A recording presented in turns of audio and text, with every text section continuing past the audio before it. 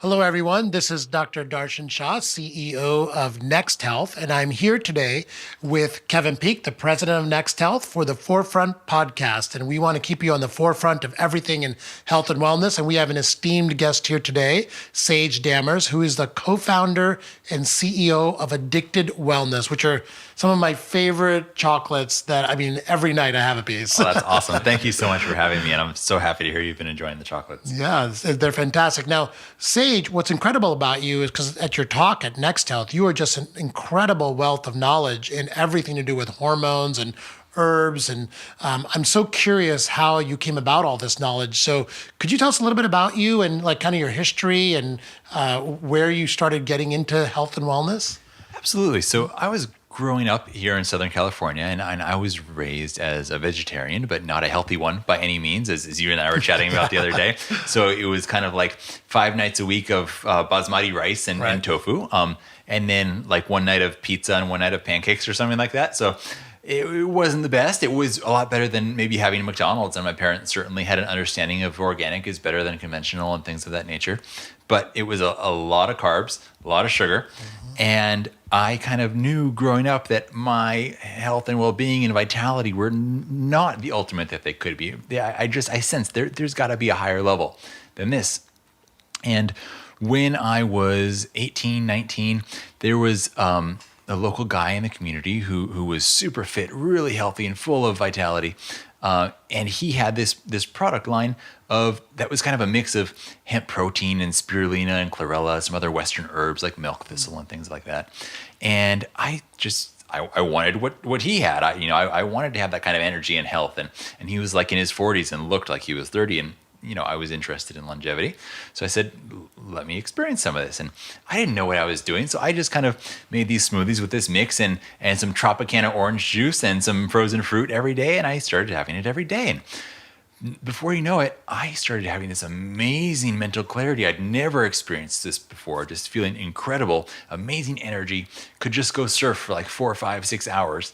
And this was a whole new level that kind of what I sensed was possible, but never experienced. And this just totally blew my mind and opened me up to the idea that if this was out there all along and I didn't know about it, what else have I been missing out on? So that shot me down like a 10 plus year rabbit hole of learning more about raw foods and superfoods and Chinese and Ayurvedic herbal systems and different health practices and hormones and neurotransmitters and everything in this whole genre. And the more I learned, the more I would incorporate into my own life, the better I would feel, the more I would be motivated to go learn more. And this benevolent cycle just kind of kept spinning around and around. And things continued to get better. I spent time around people who knew a lot more than I did and just soaked up the information and traveled around the world. And eventually, actually quite early on in the journey, I learned how to make raw chocolate, which to me was so exciting because for me, I will eat or drink anything. If it's good for me, I don't care what it tastes like. It can be pure shilajit, which is a mineral pitch that's secreted out of the Himalayas. And it tastes horrible, but it's so good for you. I love it. But for most people, if it doesn't taste good, they're not going to touch it. So I realized that if I'm going to be able to share my passion for this and the benefits with other people, I'm going to have to figure out a way to get it into them and make it taste good. And it has to taste better than the stuff that's bad for you.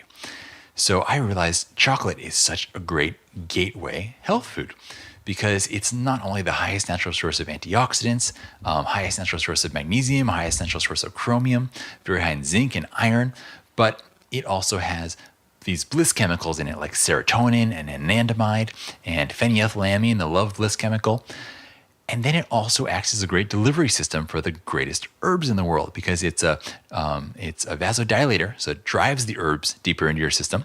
And it's also somewhat of an MAO inhibitor, so it allows the herbs to stay in your system and keep working for longer than they naturally would. And then if you can go the next step further even and make it sugar-free so it's not spiking people's blood sugar and causing this, blood sugar roller coaster, and they can stay in ketosis if they're into the kind of like the ketogenic diet as so many people are thriving on these days, it can support their health on every level. So eventually that became the company that we have now, and we have, various other products and elixirs and individual herbs, but that was kind of the cornerstone of it. That's an amazing story. I mean, and just to be clear, like the chocolate that you're talking about is not the Hershey's chocolate up on the shelves in the CVS, right? This is like Right. So we use exclusively heirloom Aruba Nacional cacao beans. And this is a heirloom variety of cacao that represents less than 1% of the total production of cacao. It's the elite of the elite.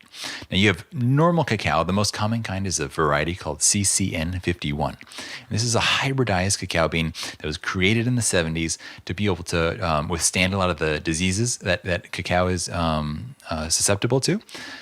But it is a small tree and grows only in like an open field, needs lots of like care and pesticides and things like that. And it produces 4 times the amount that a normal cacao tree would. So from a pure business standpoint with zero care for health or ethics, it's great. But it's cacao-wise, the quality is low, the taste is not there, the minerals are not there, you're monocropping. Whereas what we have grows only in an intact rainforest environment, in volcanic soil, and you're essentially incentivizing the local people to take care of the rainforest and be good custodians of the land, because that's how they're able to make money, because the cacao can still grow in the rainforest there. So it's just such a win all around. And you can only get as many minerals in a food as there are pre-existing in the soil. If the soil has been overworked, there's not going to be a lot of minerals getting into the food. If you're growing in this mineral-rich volcanic soil that has minerals that have been brought up from deep within the earth, you're going to have something pretty different. Wow. That's amazing. It makes me want to eat as much of that as possible. Can you tell us a little bit about the science of the chocolate? Because the other day we actually had together some 100% cacao chocolate that is just so bitter it was hard to eat. And I think we have this kind of misconception of what chocolate is because of what we've been eating our whole lives, which is this sweet chocolate that tastes good that people are addicted to and they love to eat, but that's really not healthy for you. I mean, you've created this incredibly healthy superfood chocolate. Where's the kind of the balance and the variety of kind of on the chocolate scale? Right. So some people do enjoy a pure 100% cacao. You have to have a palate that is cultivated into the ability to enjoy those bitter flavors. You can liken it to having like wine or for some people beer or things like that, where somebody tastes like a red wine for the first time and it just like they're not necessarily enjoying it, right? When you're young and you just like taste one like whatever, but your tongue becomes desensitized to some of those harsher flavors, and you gain the ability to taste the subtle flavors underneath. And I've actually made a video on YouTube on how to do a very similar thing for chocolate and how to taste chocolate like you would taste a wine almost. And it just creates such a different experience. But anyways, once you're having that dark chocolate for a while and you become desensitized to the bitters, you can taste the subtle flavor notes that are in there, and it becomes a much more profound experience. It's like even when you go outside from being inside on a bright day, suddenly you just see all this bright light and you can't really open your eyes, like, that's so harsh. You stay out there for a little while, your eyes adjust. You can see all the beautiful things. Like you could walk out onto the most perfect beach and your eyes are not adjusted to it, and it's harsh, right? You get used to it. Wow, this is a beautiful beach.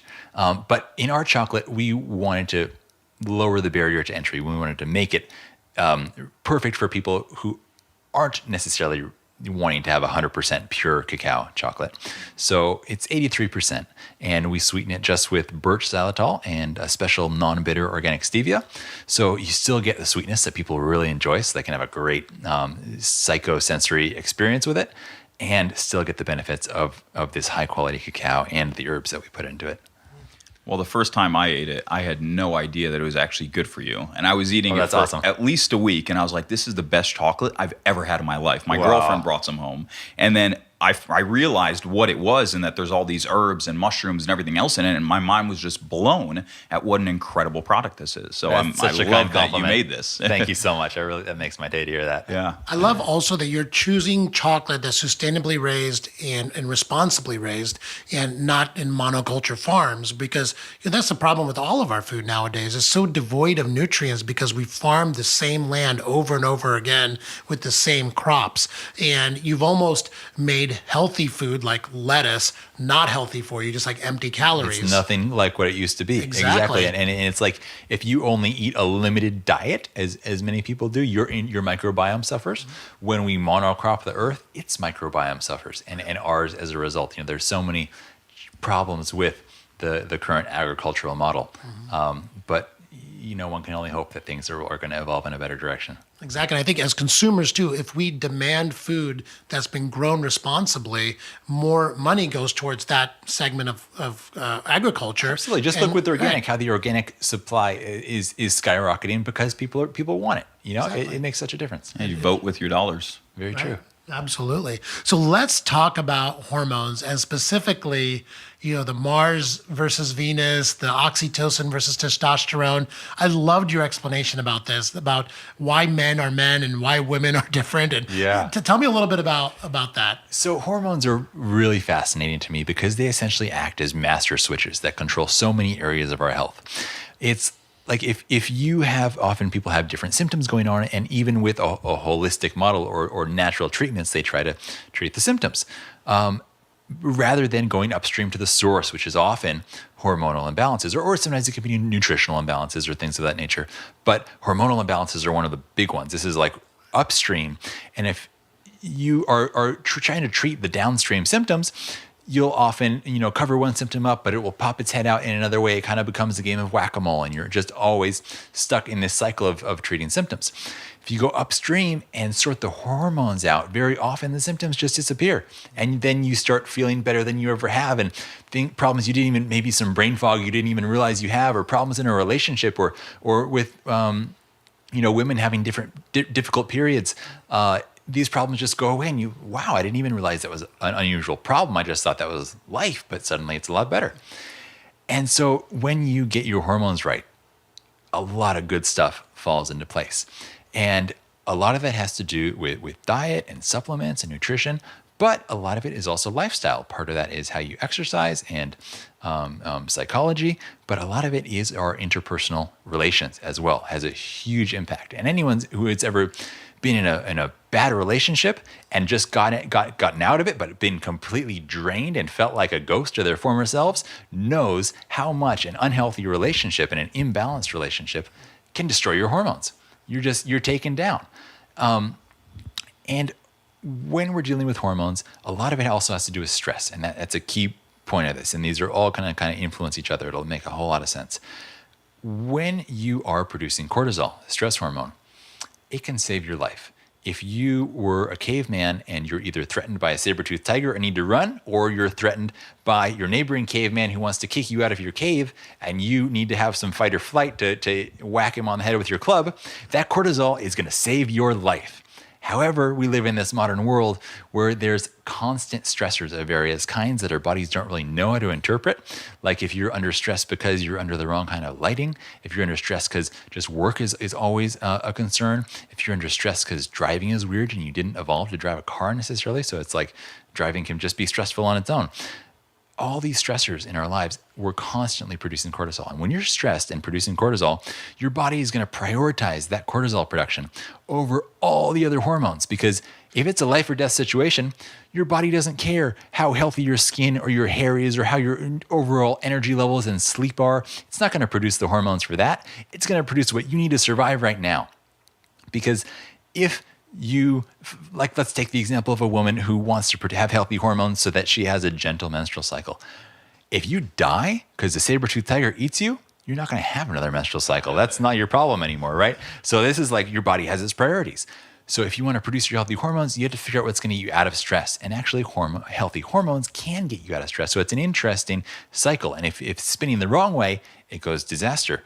But if you can get it spinning the right way, it can be really great. So in these relationships, for women to have low stress and to feel good, you need high oxytocin. For guys, it's not the same. We're different. For guys, we need high testosterone to have low stress and feel good. So for women, how do you get that oxytocin? Oxytocin is the bonding hormone. So it comes from talking about your problems. Women, you come home from a day at work or from wherever you've been, and you don't want solutions to your problems necessarily, not immediately anyways. You want to talk about what happened, what that person said, what you said back, how it made you feel. How do you think they felt about it? How would your boyfriend feel in that situation? And that is all building bonding. And women, evolutionarily, during the hunter-gatherer times, would be harvesting food, perhaps preparing food, taking care of the children, plenty of time to chat with each other and process all these things and bond and have this great empathy for one another. It's fantastic. Now, often we end up in situations where women are looking to their male partner for 100% of their oxytocin production, right? And it's not sustainable for guys. That's why oftentimes in the beginning stages of a relationship, man and woman spend a lot of time together, and the guy feels his energy coming down and down and down and down with time. And then you got to like break away and like, whoa, I can't really handle this. It's just too much, too fast, right? That's what's going on there. Now, what's the solution? Women can spend more time with female friends and also build that oxytocin. So it's like you can get 80% of your oxytocin from female bonding time, and you're going to benefit their oxytocin as well. So it's a win-win. And then you come home and you maybe get 10 to 20% of your oxytocin from your guy being a great, empathetic, supportive partner. And then he can be in a sustainable situation as well, because guys need a certain amount of oxytocin. It can bring down a little bit of stress. It can improve empathy, but it can also make him tired too much. That's why, post-coitus, guys will cuddle for a little bit, but then it's like, I got to get out of here. This is too much oxytocin. I got to go do something else. So jumping over to the guy situation, we need testosterone. Now, why is that? Guys, traditionally, we weren't hanging around the camp talking about our feelings. We were out hunting. And when you're stalking your prey, if you and I are talking about our feelings and what's going on in our relationships and the problem we've been having, that bear moose or whatever we're going after is going to hear us a mile away. We don't get to feed our tribe. They all starve and die. The tribe who tried doing this, they didn't survive. They're done. They didn't pass on their genes, right? So as guys, we are not geared to necessarily talk so much about what's going on. We look for a quick solution, and then we go through this cycle of rest and action. When we're resting, we're rebuilding our testosterone. When we have action, we're releasing our testosterone. So we build and release and build and release. And so that's why, guys, we have the man cave. That's where you go build your testosterone. The man cave is a testosterone factory. That's where it happens. Then so you're building it, and then you go do something. You problem solve. You go fix the toaster. You work on your car. You go out to work. You go out and conquer the world. You go do physical activity. Testosterone gets released, and you have this great cycle. So this is kind of the balance. And if men and women can empathize with each other on this and understand what the other person needs, and also what your own limitations are, to provide that for your other partner and help them find where they can seek it elsewhere if you can't provide all that's needed there, is so great. That's such a great explanation. And I remember from medical school days, we had this like chart of hormones, and all hormones really come from the same initial structure. It's all made out of cholesterol. And it's true, if you have hormones going more in one direction, it steals all the precursors to hormones being produced in another direction. So you really got to manage what hormones are being produced and when. And like you said, a lot of it's cyclical too. Like you need to make testosterone, then use testosterone. If you don't, if you get stuck in the making phase or the using phase, you end up tired and grouchy. Or it's like having a production line, right? Like if one stage of the production line is going full speed, but the next is like taking a nap, you're going to have a backup and a problem in the factory, and the boss is going to be pissed. It's exactly like a production line, right? And this makes so much sense for me, because this whole time I thought I was narcoleptic. When my girlfriend tries to talk to me and she needs my attention, and if she wants to argue, I literally pass out like immediately. Right. Like right instantly, I'm just gone. I'm out of the conversation. It does. It just drains me. I can't deal with it. And for her, it's the most frustrating thing on the planet. She wants to build oxytocin with you. Yeah. And I want to pass out. I do pass out. I just like fall right asleep, you know? And so would that be the explanation of what it is? I get this buildup of oxytocin. My brain just shuts off. It's possible. It's everyone has such individual biology and chemistry and underlying issues that it's reasonable to suppose that could be a strong factor at play. Got it. Yeah. Okay. So I feel better. At least I especially can say depends on time of day. Like it'd be interesting to see if say it's earlier in the day rather than later when you're tired and you just need to go rebuild testosterone.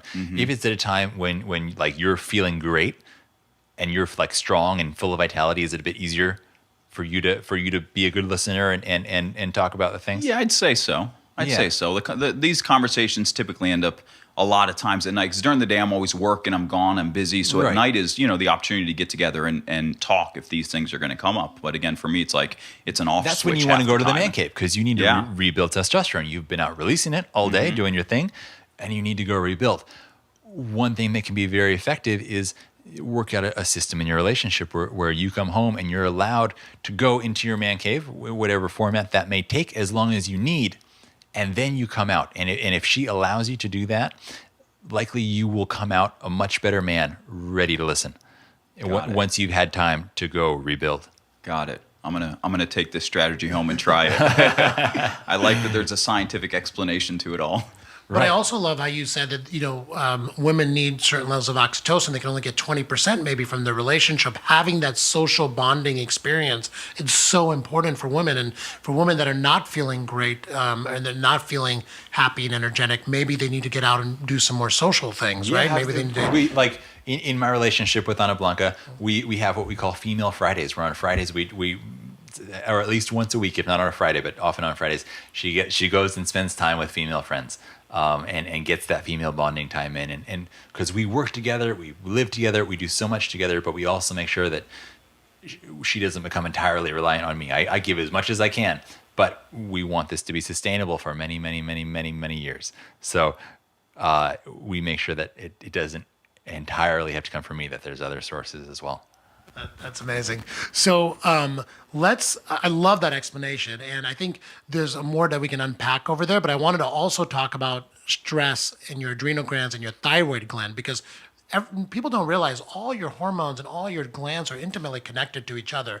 And levels of thyroid affect your sex hormone levels and affect your stress hormone levels as well. So tell me a little bit about the thyroid gland and how that affects your day-to-day activities and how you can manage that. Yeah, so the thyroid, not many people actually even know where it is. It's located right around your throat area, at the base of your throat on either side. It's kind of like a butterfly shape. And it is one of the first components of your hormone endocrine system to suffer from stress. It's very sensitive to stress. And the challenging thing with the thyroid is many people get their thyroid tested and their doctors will say, oh, your T3 or your T4, whichever they're looking at, looks fine. You're okay. Now, their range for what is acceptable in mainstream medicine is very wide, as well as they don't really run all the tests. You really have to look at T3, T4, reverse T3 uptake, TSH, thyroid antibodies in case somebody might have Hashimoto's. There's so many directions in which things can go wrong, and it's only really being looked at by most doctors from one angle, and then with a very wide acceptable range of where it can be. Most doctors just check a TSH level and they're done. And I used to do thyroid surgery. Oh, wow. And I would get, I've removed hundreds of thyroid glands in my time, believe it or not. Yeah. And what I found a lot of times is to get a TSH, they refer them to a surgeon for a problem. And so we end up getting all those lab tests, which are so important. I would say 20 to 30% of people have a thyroid disorder that's undiagnosed because of the amount of stress that we have in our lives now. And one of the tests we do at Next Health is a full thyroid panel, so we can diagnose Hashimoto's, so we can diagnose. And you're absolutely right about those reference ranges.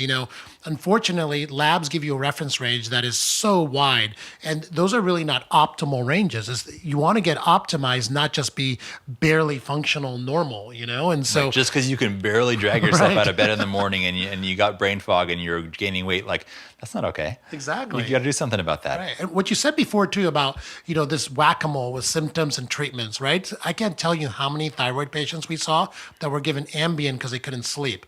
And they had a million other symptoms, but all they were taking was Ambien for the sleep issue. And then you check their thyroids and you find out that the thyroid is off completely, and you end up helping their brain fog, their hair, their skin, their sleep, all of it. They never plays needed out in Ambien. so many different ways when you have thyroid problems. And I've experienced the same thing just being in the health world as well. People will have undiagnosed thyroid problems for 10, 15, 20 years, finally get to a doctor who tells it like it is, and suddenly all these problems are magically disappearing. What a miracle. And how easy is it to correct a thyroid issue? Well, there's different approaches, right? There's given depending on the intensity of the situation, there's a lot of natural things you can do. There's also you can take thyroid glandulars as supplements when the problem gets a little more extreme, and that will probably be the fastest way to get things going right away because you're actually getting the thyroid hormone. But if we look at it from like a nutritional herbal perspective, there's lots of things you can do. Taking iodine is a great one, like a nascent iodine, where you just put the drops in the water and shoot it down real fast. Or you can also, and you can get it from kelp as well. One of my favorites is Modafelon. It's this great, really powerful brown kelp extract that is you can take anywhere like up to like 12 capsules a day. It's super nutrient dense. And then you can get into herbs as well. Ashwagandha is one of my favorites for the thyroid and for stress and for overall hormone support. And it's such a fast growing herb that it's one of the cheapest herbs out there that you can take. So if you are alive and you don't take ashwagandha, you don't know what you're missing out on. It's like, it's so good in so many different directions. You know, for guys, even if you're not caring about your hormones, even if you don't care that it improves your testosterone, it's going to help you build more muscle when you're working out and burn more fat. So it's such a great herb. Is that in one of your chocolates? Yeah, we do it in quite a few actually. So we do it in our energy chocolate and our tranquility chocolate because it improves your natural energy production, but also is calming at the same time. It brings down the stress. And then also in our focus chocolate, because they've actually shown that in your brain, when you've had mercury toxicity and the dendrites, kind of like these tree branches in your brain have died off, that ashwagandha can actually help them grow back. It's amazing stuff for the brain and for focus and cognitive health. You know, the iodine problem you mentioned is interesting because we made iodized salt so that we would get enough iodine in our diet because we weren't having enough way back when that was mandated. And now we're all told to eat a low salt diet, right? So people are avoiding salt. So if you don't get enough iodine, you don't have the precursors you need to make the thyroid hormones. Exactly. And you know, other important minerals, also selenium. So you can go with that in supplement form or Brazil nuts, depending on your preference.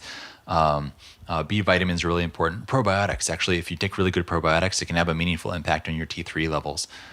So there's lots of things you can do to be supporting this. Wow, that's amazing. So, okay, we talked a little bit about herbs, and this is where I want to spend a lot of time with you. Great. It's my biggest area of passion. Yeah, you know so much, and you just thrown a bunch out there. And we'll do show notes for everyone listening, so we can get a nice list based on your symptoms you're experiencing and what herbs would be the best. But let's talk about the adaptogens first. Could you define adaptogen and then talk about some of your favorite herbs in that category? Yeah, absolutely. So adaptogens basically work on the nervous system in the sense that they improve our resilience to all forms of stress. So the term was originally coined by a Russian gentleman, and the kind of the first adaptogen that he was really identifying was Siberian Ginseng. There's many adaptogens around the world, and these essentially increase your ability to deal with all the stuff we're dealing with in the modern world. And they work on the immunity, they work on the nervous system, and basically anything that would cause you to have a stress response, you're going to still be able to respond as needed, but with less, say, extensive cortisol secretion, right? So it's bringing down your stress levels, allowing you to be higher performing and adapt more easily. And then at the same time, because your stress is not as high, then this cascade of good effects happens because everything in your body works better when you have less stress, especially your hormones. So an adaptogen is basically anything that causes that specifically, or is it it's usually referring to herbs, Okay. but I suppose some supplements could be said to have adaptogenic properties, like if you were looking at something like magnesium, especially in the form of magnesium L-threonate that really absorbs into the brain. So I think that could be considered like an adaptogenic supplement in a sense. But generally, it's referring to herbal compounds. Got it. Yeah.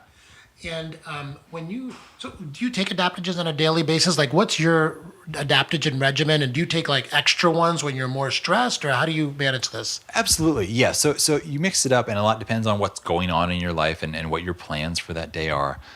Some of my favorite go-tos on a daily basis would be cordyceps, astragalus. Those are kind of like my top go-to Cordyceps herbs. mushrooms? Yeah, cordyceps is a mushroom and astragalus is a root. Both are chi tonics, and cordyceps is also a jing tonic, so it's supporting the kidney adrenal energy. And cordyceps actually improves your oxygen utilization. So from what you breathe, more oxygen is making it to where it needs to go. So it improves energy and endurance. And astragalus is one of the top chi tonics in the Chinese system. So for moment-to-moment energy, vitality, cognitive function, immune system function, it's fantastic. kind of imagine you like in your kitchen or your bar, and you have like all these like jars full of herbs. That's exactly what it's like. Picking out what you. And is then, that what it's so like? those Really? are like there's like my go-to, and then we got all the containers with all the different herbs. You know, having a chocolate company where we use these herbs, we're importing them, you know, by the 20-kilo container from you know, whether it's China or India or the different areas that we're bringing them in from. And so that's one of the kind of the great benefits of doing what we do is that we got just like unlimited supply of all the best herbs at home. It's like So you can really built your enjoy it. own dream environment there. Absolutely. If the dream as a kid was like, I want to have unlimited chocolate to eat, got that one. The dream as a slightly more mature adult is I want an unlimited amount of all the best tonic herbs. Well, I scored that one too. So things are working out all right. Amazing. That's awesome. So for us normal people, sorry, not that you're not normal, No, but that don't have like vats of herbs all over the place, what's the best way for us to get our, you know, our How to adaptogens get in them? on a daily basis? What do you? So it depends what way is going to be the easiest for you.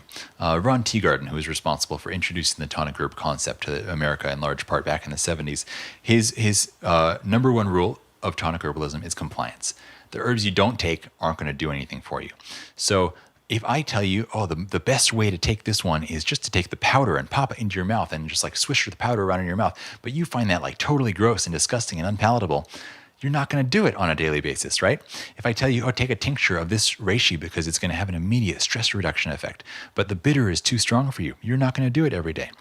If you're willing to do, if capsules are easier for you to do every day because you don't have to taste it, great, do the capsules. If you can't swallow capsules, do the tincture because, you know, everybody's got different issues and different things that's going to work better for them. So most importantly, figure out the format that is most amenable to you that you're most likely to do every day, because I don't care how potent a format of taking something is. If you hate it and you're not going to take it, you're not going to get the benefits. Definitely. And so I've been exploring with some nootropics lately. Yeah. And I would love to hear, do you have any ideas of different herbs or tonics that would have the best cognitive impacts? Absolutely. Yeah. So my favorites there, we mentioned ashwagandha earlier, is really nice. Ashwagandha is good for everything. You do it for everything. Just take it and let your life sort itself out. That's like the Windex of herbs. There you go. Exactly. And then lion's mane mushroom is another one of my favorites. It's great for long-term cognitive health as well as immediate focus and clarity. Then you have Siberian Ginseng. We mentioned it was one of like the first herb to be coined an adaptogen. Great for focus and also energy production. Because when we talk about energy, it's not just physical energy. Your brain uses so much of your body's energetic production, and you have to run the mitochondria in your brain and to get that focus going. And even in your eyes, for example, your eyes get tired from doing lots of work. You need more mitochondrial energy production there. So those are some of my favorites as far as herbal nootropics. Rhodiola is another great one. Mm-hmm. We mentioned a minute ago the company Dragon Herbs. They make a pre-made tonic called Tibetan Magic. And this is a formulation that comes in a liquid pouch, and you just mix it with like some hot water. And the main herb in there is Rhodiola sacra, special Tibetan variety of rhodiola. And you drink this, and it's like if you've seen the movie Limitless, where the guy's eyes change color and just like goes into the zone. It's like that. It turns the mind on in a way like nothing else I've ever experienced. That's what I want. So we can get it from there. That he actually has that kind of. Yeah. put So you together. buy it. It comes in a pre-made like pouch. You cut open the pouch with the scissors.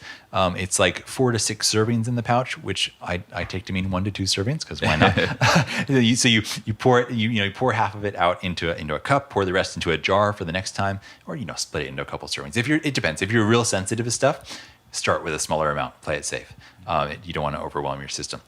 And then you just mix a little bit of hot water with it and drink that, and just like your eyes open up. Your brain turns on. And what rhodiola is actually doing is it improves blood flow and oxygen flow to the brain. That's amazing. Yeah, I think a lot of the nootropic supplements have all the herbs that you mentioned in it. Very commonly, yeah. There's this one called Qualia that has hundreds of these herbs and also actual nootropics in it as well, all mixed together. Right. But my theory is it's probably safer to do some of this with herbs that are natural rather than taking meds for like ADD or some of the stuff that people my take take as right? well. And even when it comes to, like, I'm not opposed to some of the more chemical style nootropics that are out there, but I will always have a preference for the herbs because it's not just one compound that you've synthesized and are taking in.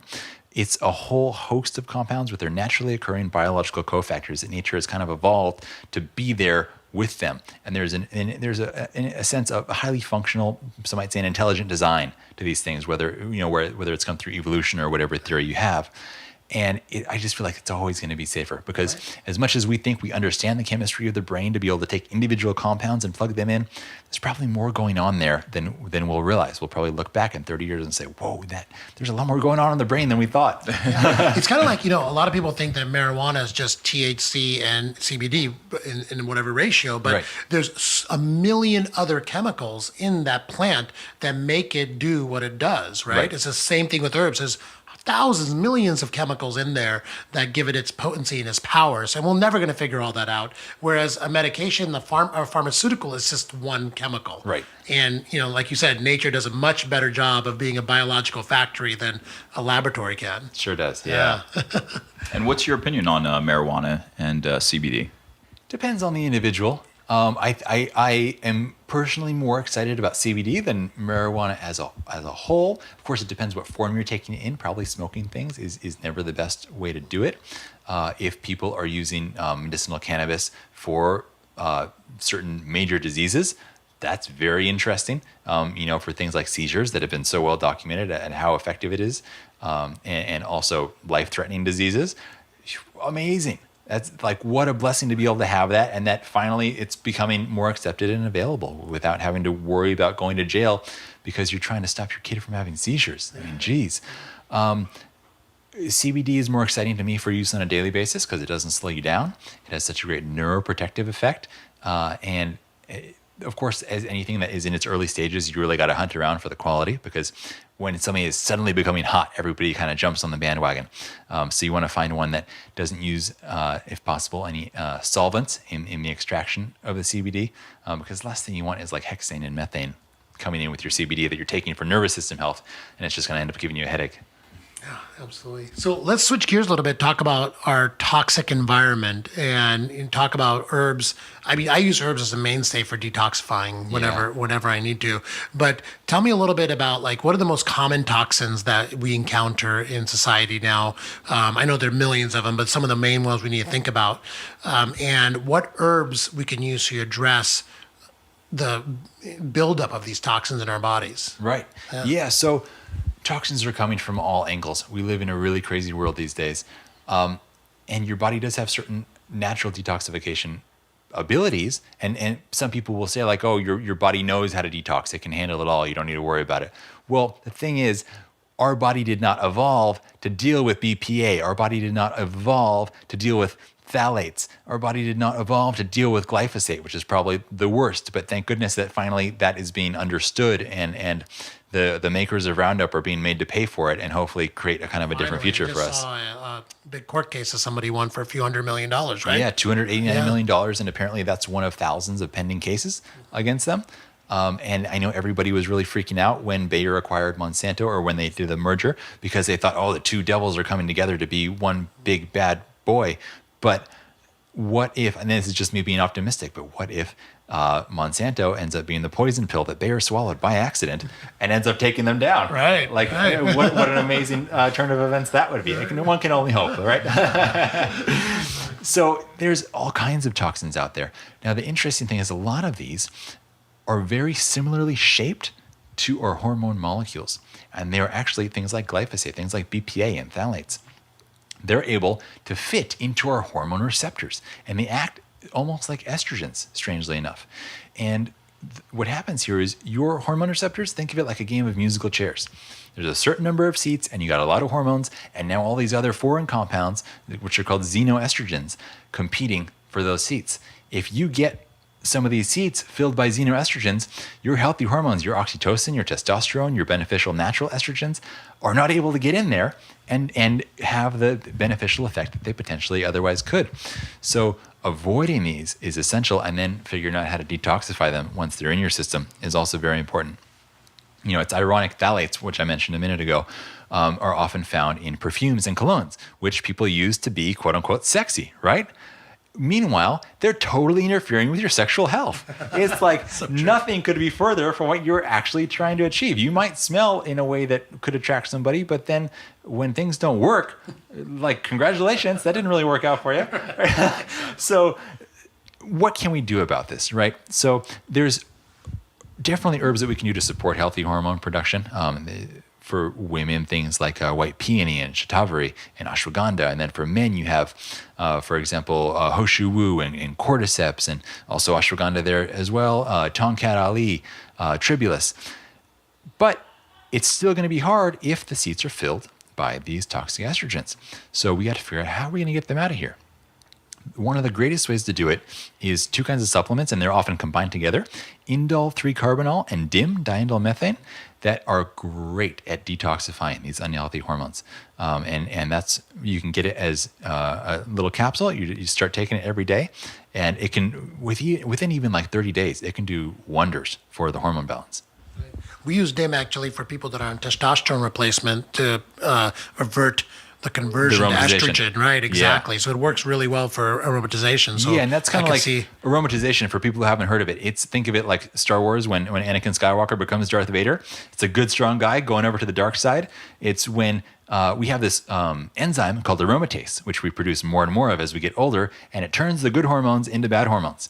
It brings them over to the dark side. So like you mentioned, DIM, great aromatase inhibitor. And so that's another way we're ending up with bad hormones filling the seats, is that we have aromatization going on more and more as we age. Speaking of aromas, I've been trying to figure out a natural deodorant situation, and it's really tough. And yeah, is there an ashwagandha deodorant, or is there a deodorant that's natural that actually works? I have a couple solutions to that one. There's a great one that I've recently been using that the name of it is slipping my mind. I'm going to have to get back to you with this, and perhaps you can put it in the show notes for people listening. It's a rub-on stick that is fantastic for eliminating the odors.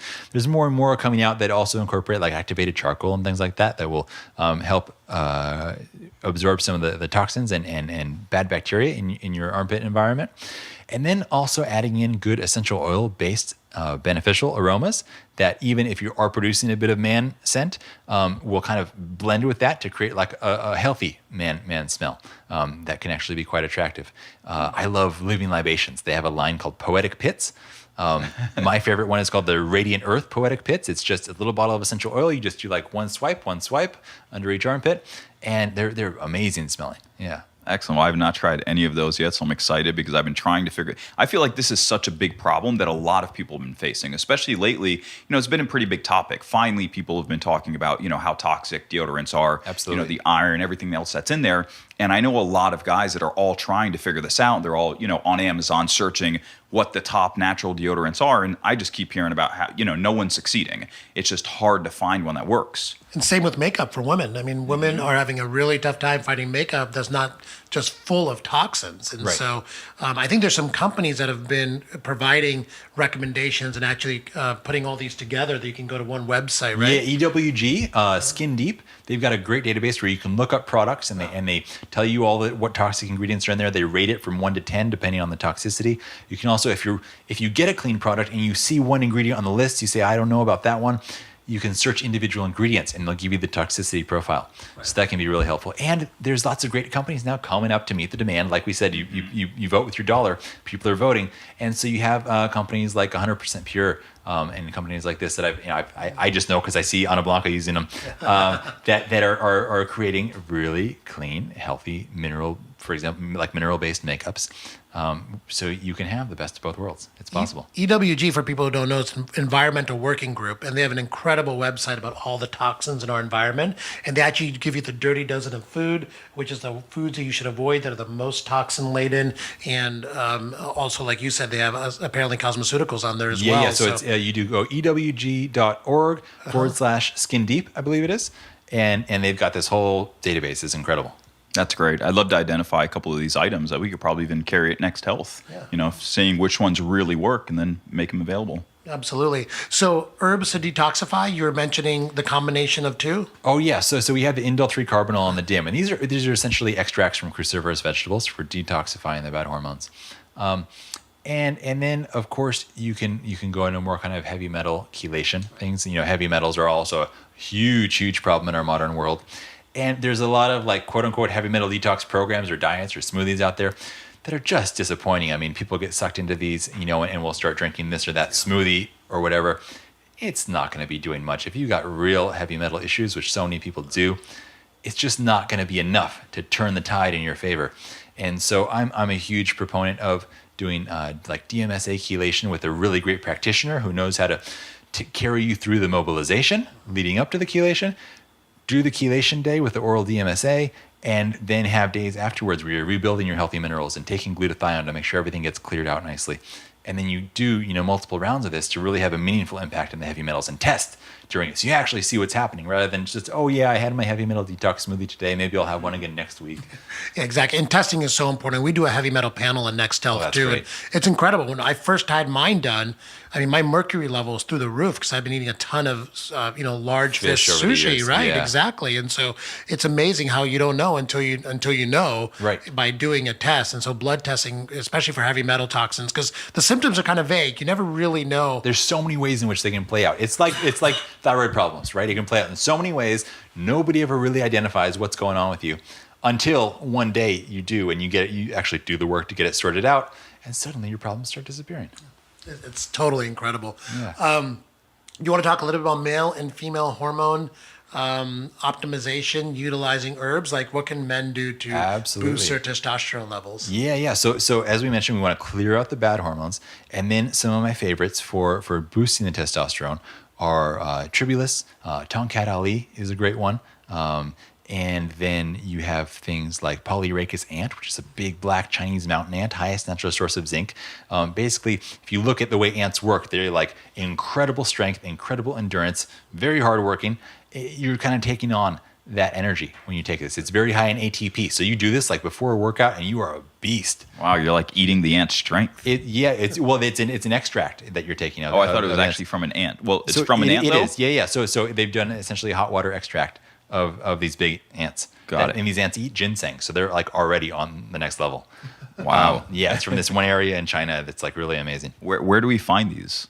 This is something you can get from Dragon Herbs. They have it like in tincture or capsule form. It's totally extracted, so there's no like legs floating around in the tincture or anything weird like that. There's no crunchy parts. Like it's all very, very easy to do. If you were to find the ants alive and eat them that way, would you still get the benefits? I'm sure you would. It's a bit more than I'm willing to bite off.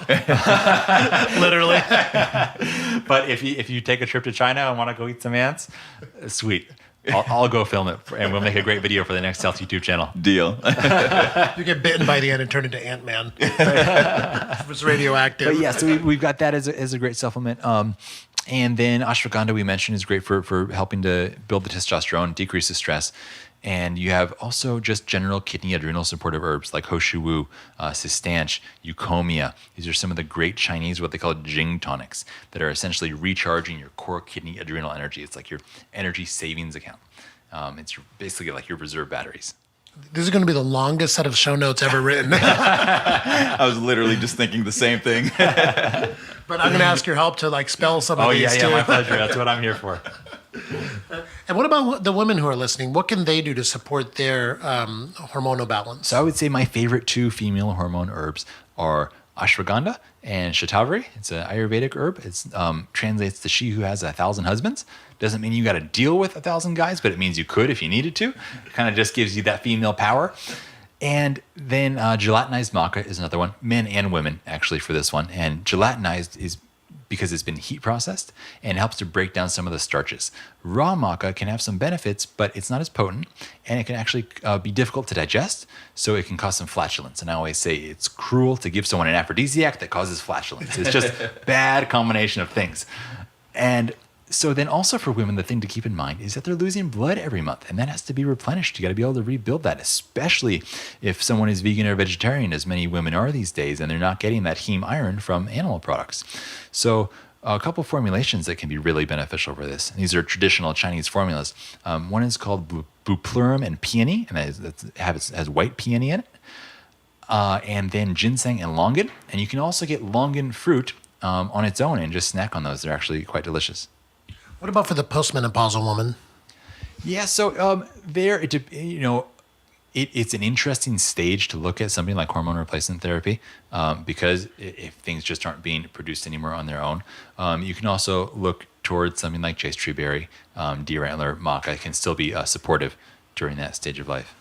Fantastic. Those are great recommendations. I think, trying some natural hormone supplements along with increasing your exercise routine, getting good sleep, adequate nutrition, all those things. Yeah, those basics are so essential, right? Exactly. The sleep, especially. Sleep and blood sugar, two really important ones that I want to make sure we touch on because blood sugar, I always say when you're in a relationship and your partner's blood sugar is getting low, make your number one priority in life to get that blood sugar back up because no one's going to be a good partner with low blood sugar. And what's going on there is when your blood sugar gets low, your body's going to start producing cortisol to keep you alive, keep you standing up, keep you from passing out. Because historically, if you passed out, you're easy prey for a bear or a lion, right? And it's not good for your longevity to be eaten alive. So when you're producing this cortisol, again, you're going to be more stressed. You're not going to be the best version of yourself, and you're not going to be producing all your other healthy hormones that you need to be for ultimate health. And at the same time, when you're not getting enough sleep, similar thing happens during the day. To keep you alive and from passing out, your body's going to produce cortisol. Similar situation. So it's really essential. And then you also want to make sure that you're getting a good amount of vitamin D3. That's the opposite side of the sleep equation, right? So vitamin D3 is essentially a hormone in the way it works in the body and kind of almost like a hormonal precursor and just supporting the whole system for hormone production. And you want to take a good form of vitamin K2 with it to make sure that your body treats the calcium right, that it's going to, you get more calcium going around because of vitamin D3. That's why it's so great for bone health.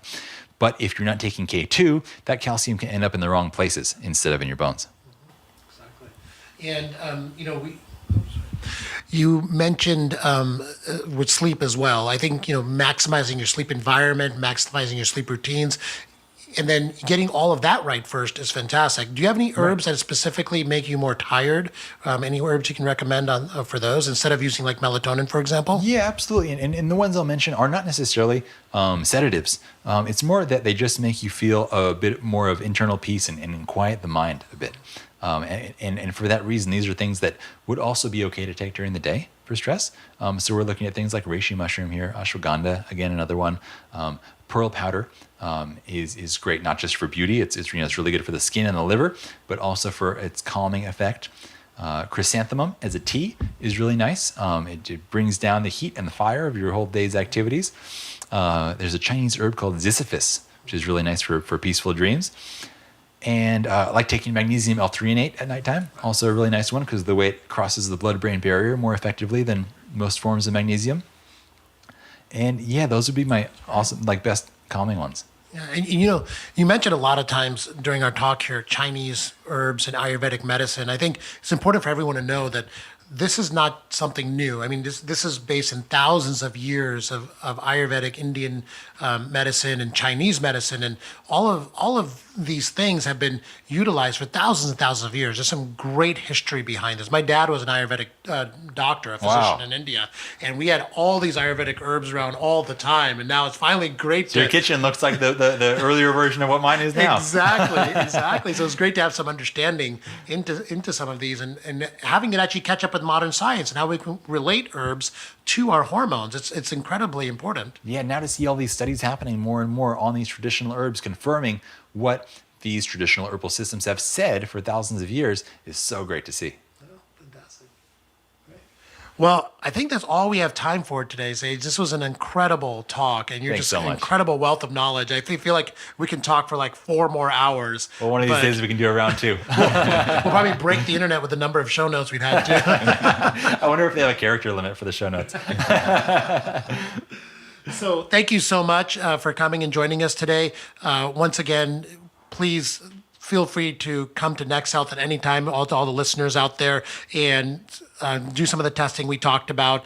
Participate in some of the things we're talking about as far as herbs go to optimize your health. And we do have addictive wellness chocolate for sale. So please come by and try some of that great stuff out. It makes all these herbs extremely tasty. And you have tell us a little bit real quickly, just the different chocolates that you have available. Yeah. So instead of doing different flavors of chocolate, we decided to go for different functions. So we use different herbal formulations in each one. So they taste similar, just a subtle flavor difference that you'll start to notice as you have them more and more from the different herbs. So we have energy, beauty, tranquility, focus, love, and recharge. My favorite's recharge. Recharge, yeah. Delicious. And that has all the best hormonal supporters in there. So that's perfect. a powerful one. Great. Excellent. Well, thank you so much, Sage. We really appreciate your time. My pleasure. Thank you. Thank you so much for having me.